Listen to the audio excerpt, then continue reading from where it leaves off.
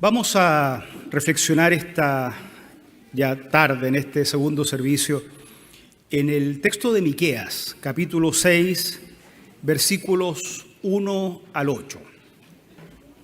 El texto de Miqueas, la profecía de Miqueas, en el capítulo 6, versículos 1 al 8. Para quienes están por primera vez, bueno, siéntanse como en casa. Para quienes a la distancia también están conectados y no han venido antes también, que sean bendecidos por el Señor. A todos les recuerdo que esta es una serie de sermones y si alguien se perdió, las anteriores todavía están disponibles en las redes sociales de nuestra iglesia. Siempre es posible revisarlas para estar al día con esto. Leo Miqueas capítulo 6, versículos 1 al 8. Escuchen lo que dice el Señor. Levántate, presenta tu pleito ante las montañas. Deja que las colinas oigan tu voz. Montañas, escuchen el pleito del Señor. Presten atención, firmes cimientos de la tierra, porque el Señor tiene un pleito contra su pueblo. Presenta una acusación contra Israel.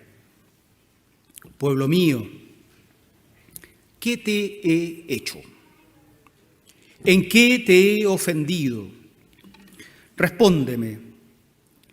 Yo fui quien te sacó de Egipto, quien te libró de esa tierra de esclavitud. Yo envié a Moisés, a Aarón y Miriam para que te dirigieran. Recuerda, pueblo mío, lo que pidió Balac, rey de Moab, y lo que le respondió Balán, hijo de Beor. Recuerda tu paso desde Sitín hasta Gilgal, y reconoce que el Señor actuó con justicia. ¿Con qué me presentaré ante el Señor y me postraré ante el Dios Altísimo?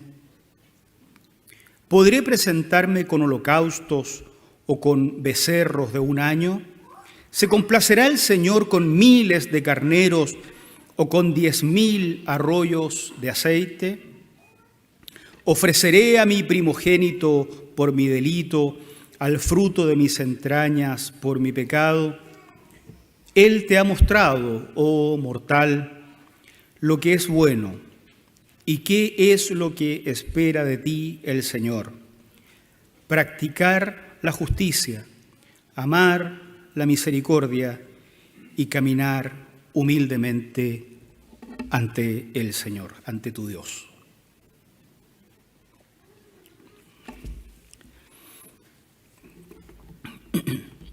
A lo largo de los años hemos desarrollado en los diferentes programas y ministerios de la Iglesia, donde la gran mayoría de ustedes está participando, una manera de pensar la libertad que nos da el Señor, y es una manera que no siempre es fácil de explicar. Y si alguien está hace poco congregándose con nosotros, téngannos paciencia. Ya podremos explicar cómo entendemos la libertad que nos da el Señor. Algunos podrían confundirse, pensando que somos unos liberales, o que la libertad en la que vivimos no tiene marcos. Es cierto que nosotros no creemos que los marcos de la libertad que da el Señor puedan establecerse citando frases bíblicas o textos bíblicos, como si la Biblia fuera una especie de libro de conjuros, que basta con citar una frase para establecer caminos. Eso intentaron hacerlo con el Señor y Él nos mostró que no es el camino. Pero la libertad que da el Señor, tal como la entendemos, no nos deja sin marcos de acción. No es libertinaje. En realidad, el Señor nos hace libres, pero para vivir esa libertad dentro de los marcos propuestos por su propio carácter. Probablemente vivir la libertad en esos marcos en los que establece el carácter del Señor y no frases de la Biblia simplemente, requiera de un compromiso todavía mayor que el que se logra cuando se establecen marcos con frases amenazantes que intimidan simplemente. El texto que leímos para hoy parte diciendo: escucha lo que dice el Señor. Escucha lo que dice el Señor. Entonces les propongo que entremos a este pasaje tratando de escuchar lo que dice el Señor, lo que dijo en su tiempo, pero también lo que nos dice a nosotros en este día particular, de este lugar particular, de este rincón del planeta, lo que tiene para decirnos el Señor. En primer lugar, los versículos 1 al 3 nos muestra que dentro de esto que dice el Señor, Él parte expresando una queja contra su pueblo.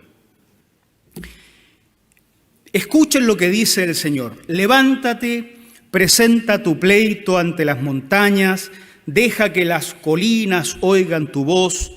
Montañas, escuchen el pleito del Señor, presten atención, firmes cimientos de la tierra, porque el Señor tiene un pleito contra su pueblo.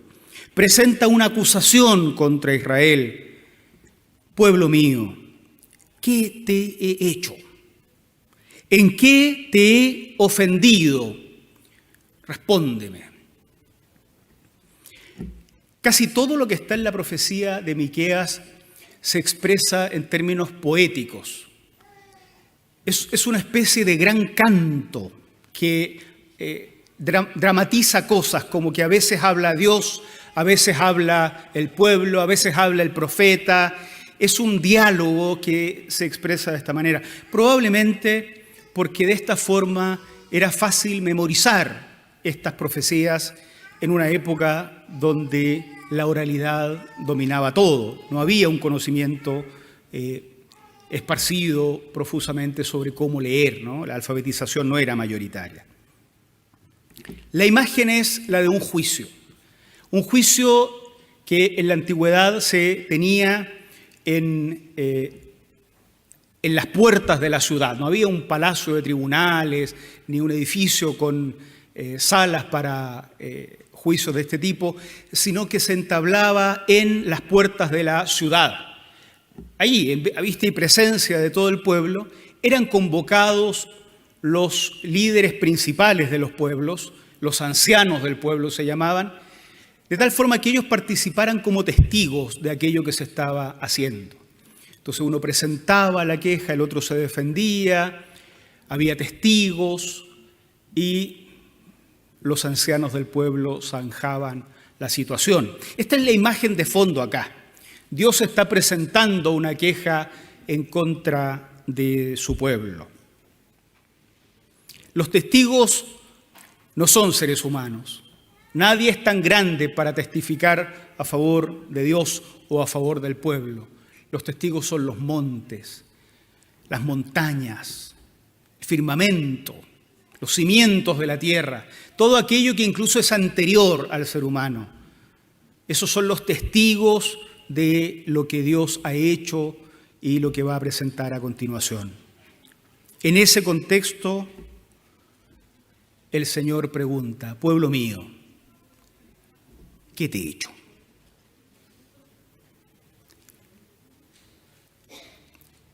¿Cuál ha sido mi comportamiento que justifique tu comportamiento?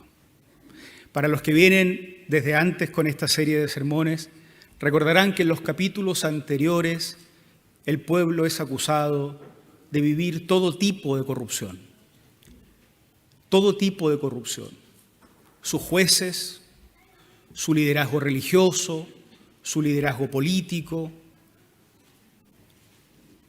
el ciudadano en contra del ciudadano, todo tipo de abusos, todo tipo de corrupción es la marca del comportamiento de este pueblo.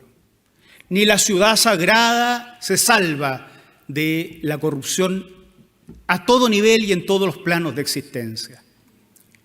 Y Dios pregunta, ¿qué he hecho yo que justifique el comportamiento que tú tienes?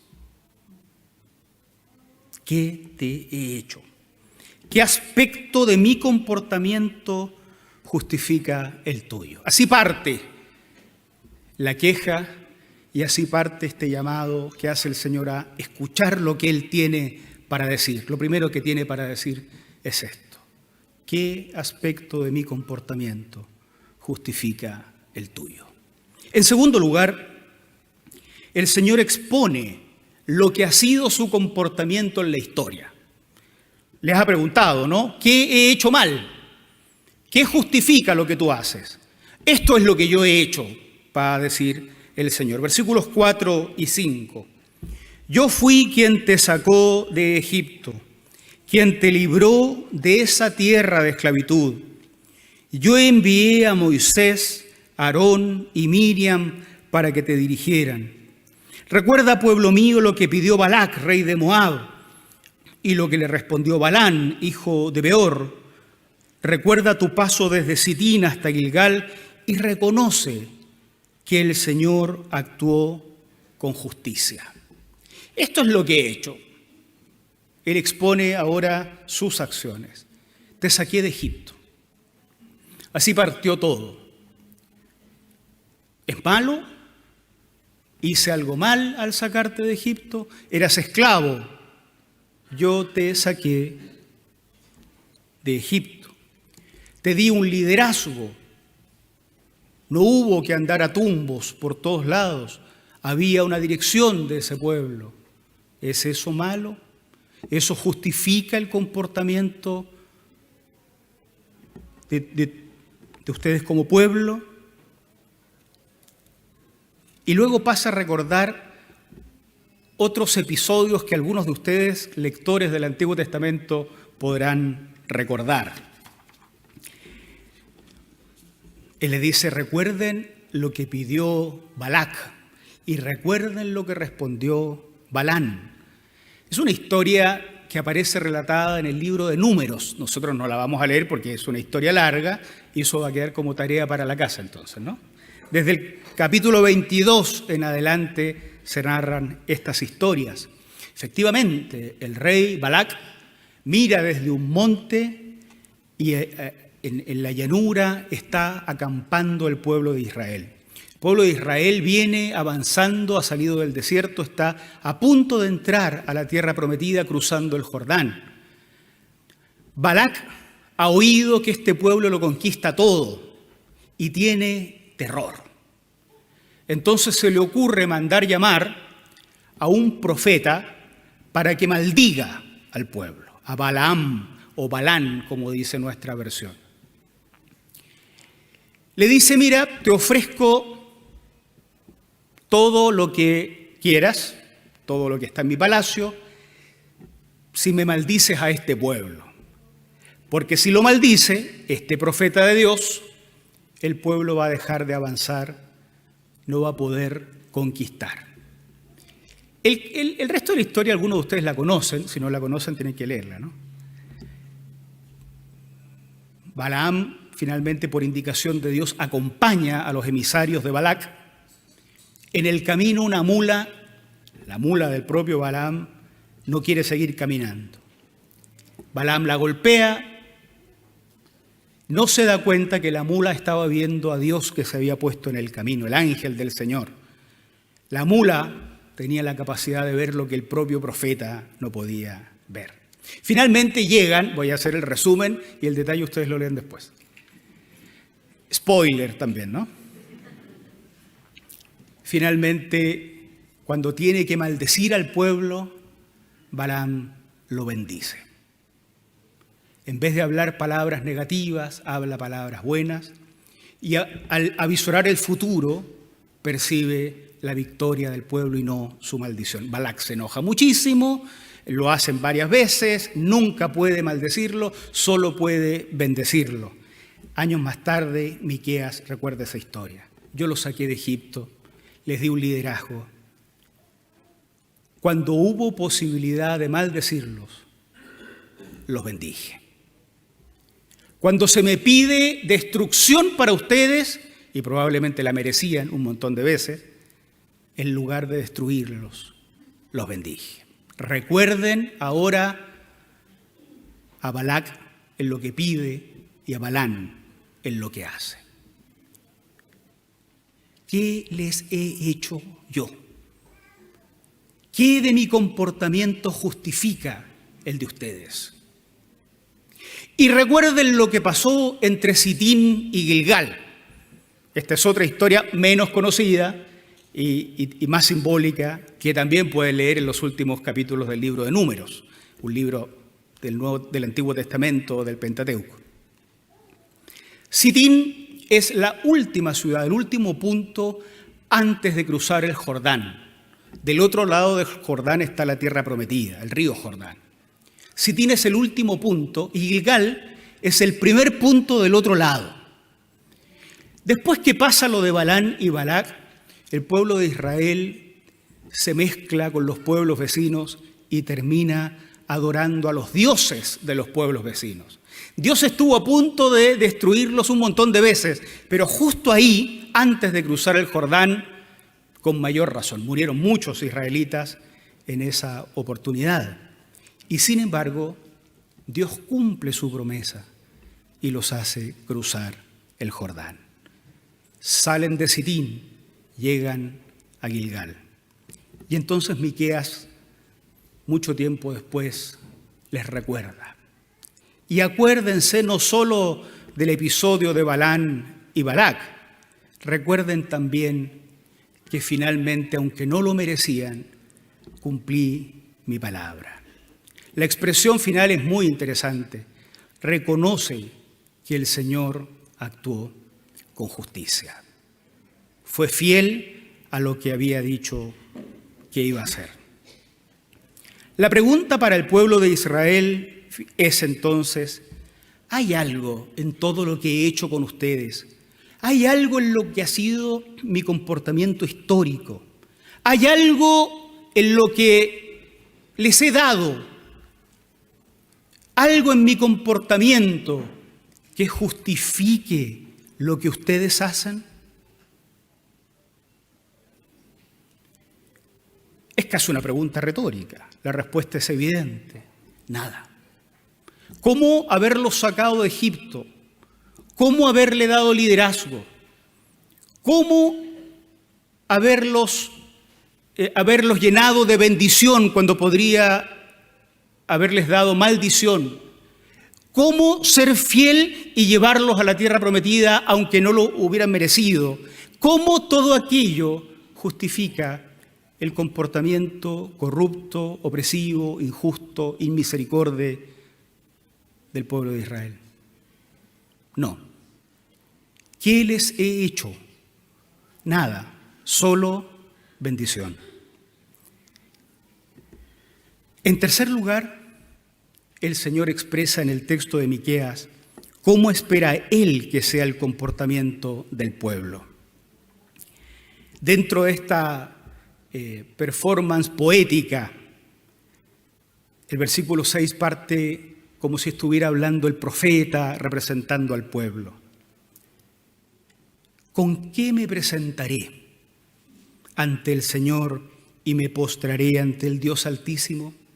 Evidentemente, nada en el comportamiento de Dios justifica la forma pecaminosa del comportamiento del pueblo. Entonces, ¿con qué me presentaré? ¿Cómo corrijo el error? ¿Cómo me revinculo con Dios luego de haber estado separado a causa de mi pecado? ¿Podré presentarme con holocaustos o con becerros de un año? ¿Se complacerá el Señor con miles de carneros o con 10,000 arroyos de aceite? ¿Ofreceré a mi primogénito por mi delito, al fruto de mis entrañas por mi pecado? Es interesante que todo esto hablábamos ayer en el grupo de hombres, todo esto efectivamente es lo que se hace en la ley de Israel.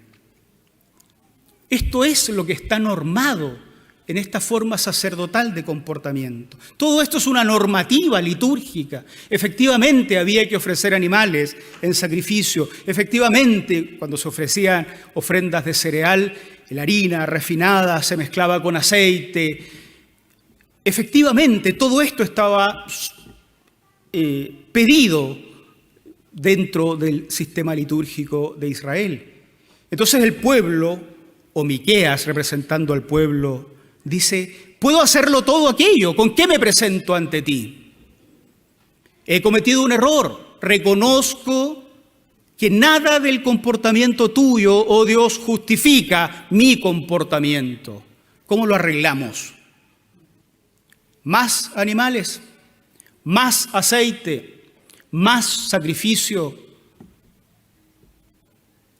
Dios responde otra vez en boca del profeta.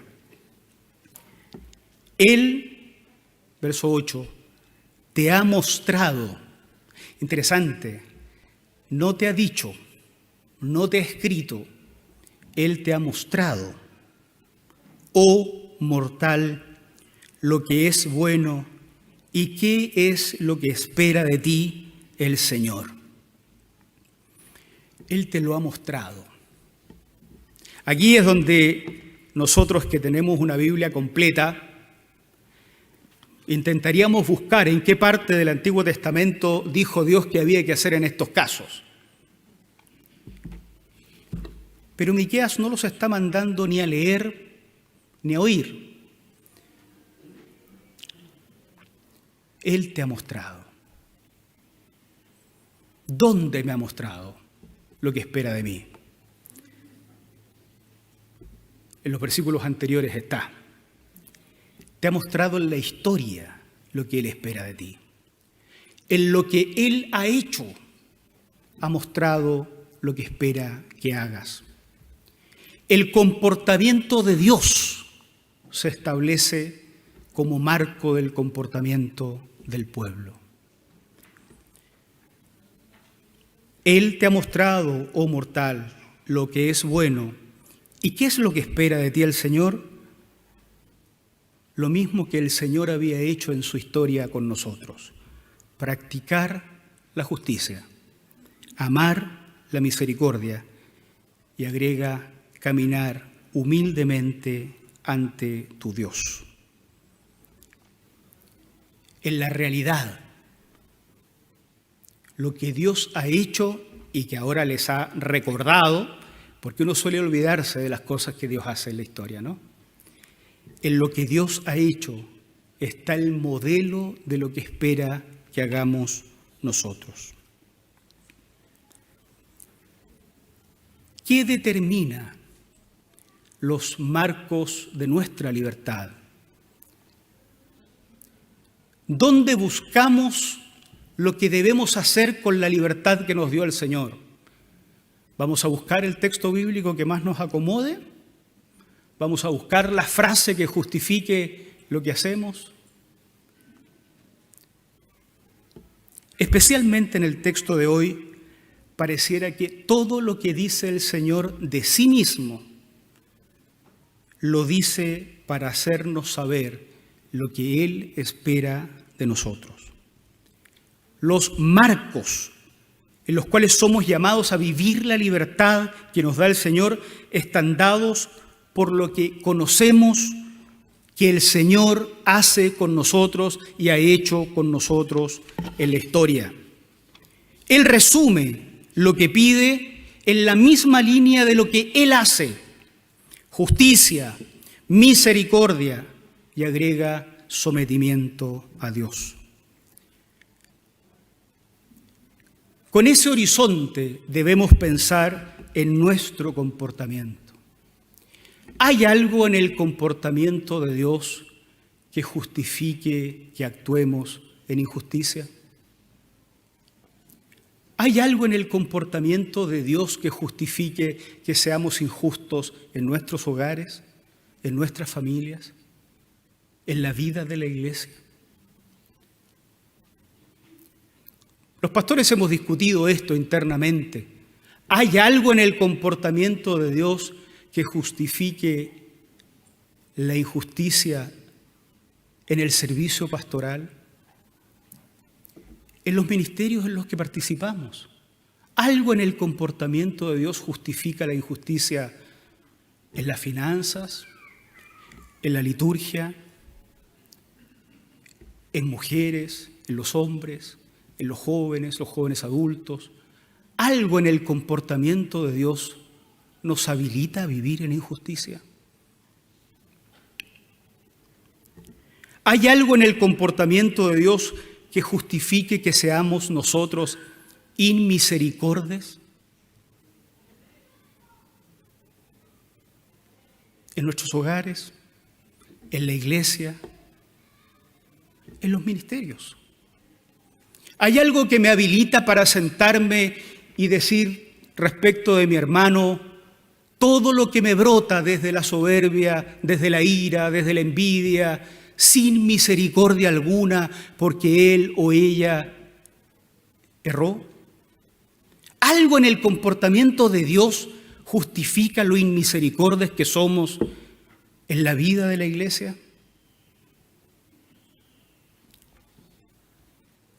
La pregunta que inicia todo es potente.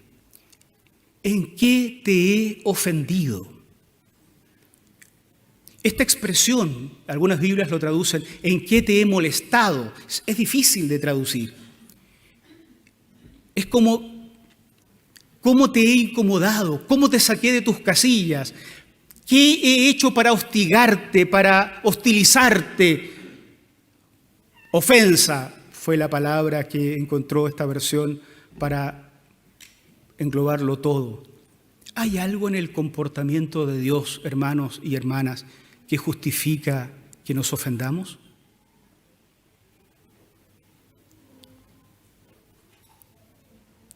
Entre los pastores, en los diaconados, en los ministerios, con los hermanos con los que canto, con los que enseño, con los que cuento los recursos, con los que administro, con los que pinto. ¿Hay algo que Dios haya hecho que justifique que uno pueda abrir la boca para ofender, para insultar, para denostar, para humillar, para burlarme?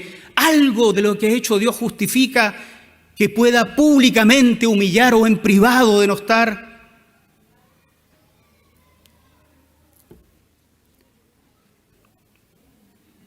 ¿Qué te he hecho? Solo el bien, Señor, solo el bien. ¿Qué se espera que hagamos nosotros? ¿Más sacrificios? ¿Vamos a buscar un texto para hacer sacrificios? No, simplemente que hagas lo que Él ha hecho contigo. Justicia, misericordia,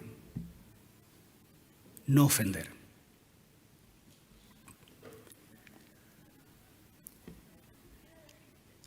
Era más fácil hacer sacrificio.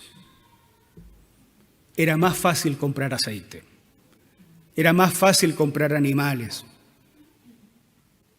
Pero cuando el carácter de Dios se nos pone como modelo, cuando se exige que justifiquemos nuestro comportamiento en el carácter de Dios, entonces es cuando uno empieza a pensar, wow, realmente de liberales estos no tienen nada. Es más difícil caminar teniendo a Dios como modelo que caminar construyéndonos a base de textos bíblicos, comportamientos puritanos que no reflejan el carácter del Señor. El Nuevo Testamento no es menos potente en esto. Jesús termina pidiendo que a Él también se le imite. Miren ustedes Juan, el Evangelio de Juan, en el capítulo 13, versículos 13 al 17.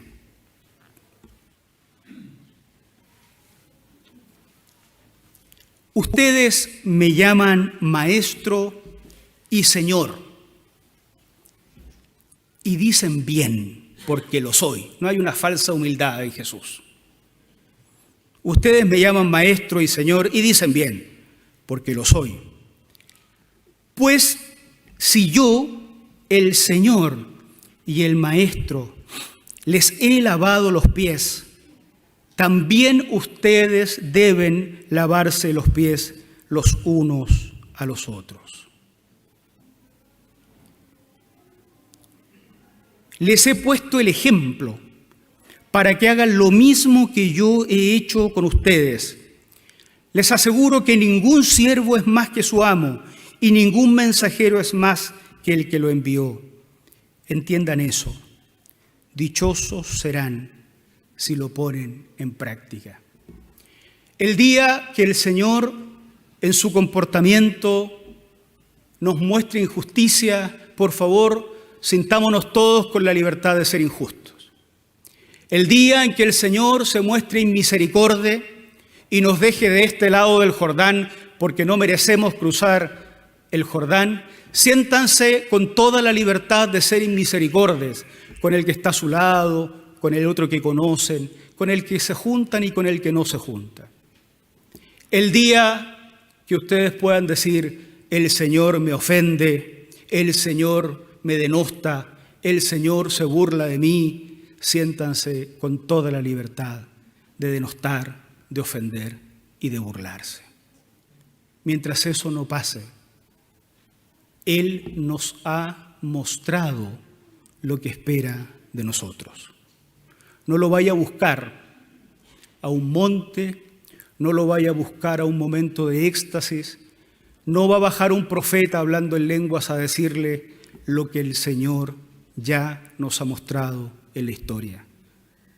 Él nos ha dicho lo que espera de nosotros: justicia, misericordia, humildad. Que el Señor nos bendiga. Oremos al Señor. Pónganse ustedes de pie, por favor.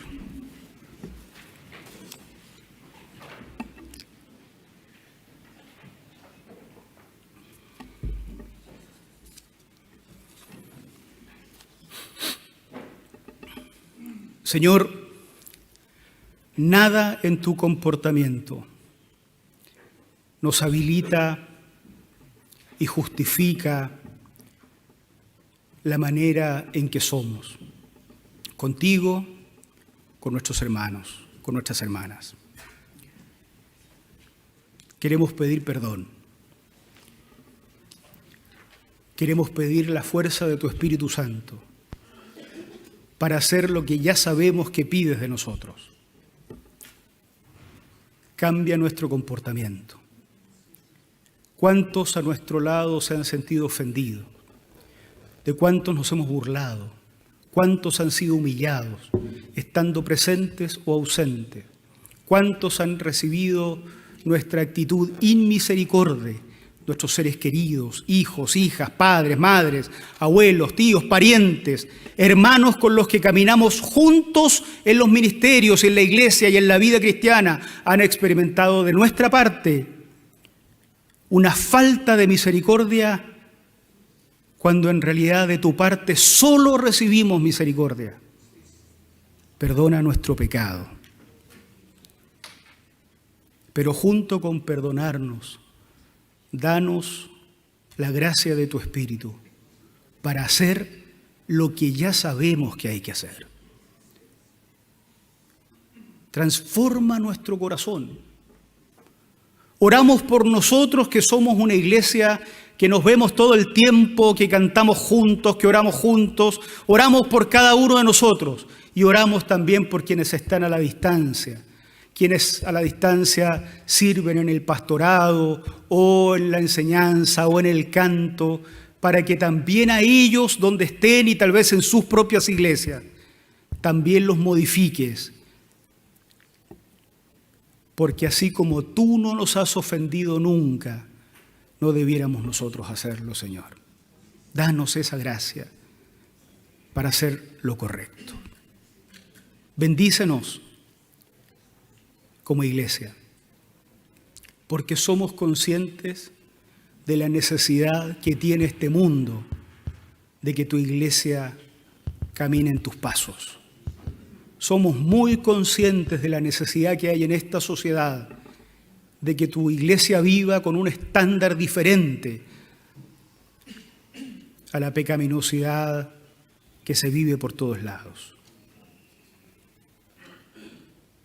Abre nuestros ojos, no solo para recitar textos, sino para percibir tu acción en la historia, para mirar hacia atrás en nuestra vida y ver tu gracia y misericordia, pero para mirar atrás en la historia y ver, Señor, en tu actitud con nosotros, lo que quieres que hagamos nosotros por otros. Gracias por este tiempo, en el nombre de Cristo Jesús. Amén. Amén.